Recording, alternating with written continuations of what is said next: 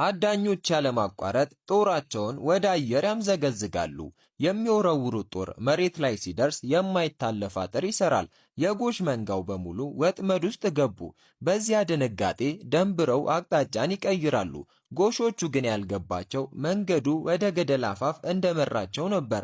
ግን ሲረዱት ጊዜው አርፍዷል። ይህ ወጥመድ መሆኑን የተረዳው ጎሽ ፊቱን አዙሮ ለመበቀል ሮጠ።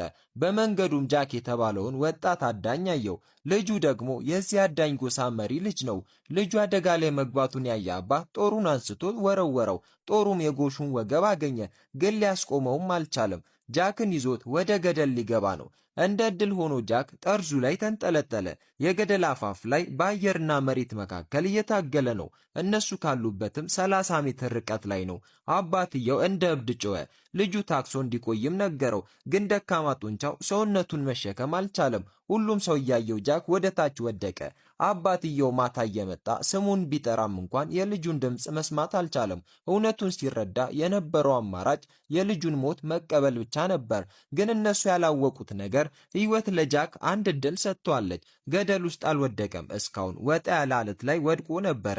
የበሰበሰ ስጋ ሲሸታቸው አሞራዎች ተሰበሰቡ። አንዷ መጣችና የጃክ ሰውነት ላይ አረፈች። አፉ ላይ ወጋችው። ወዲያው ነቃና አባረራት። ህመሙም አነቃው። ወደ ታች ሲያይ ባየው ነገር ደነገጠ። የሚበሉት አሞራዎች ብቻ ናቸው ያሉት። ወደ ላይ ለመውጣት ይሞክራል፣ ግን ደግሞ እግሩ ተንሸራተተ። ራሱን አየር ላይ ተንጠልጥሎ አገኘው። በዚህ ጊዜ እግሩ የሚረግጠው ነገር የለም። ድካምና ሞት ብቻ እየጠበቀው ነው። ተስፋውን በጨረሰ ጊዜ ግን ማዕበል ሲነሳ አየ። ከባድ ዝናብ በገደሉ ላይ ወረደ። የመትረፍ ተስፋም ታየው።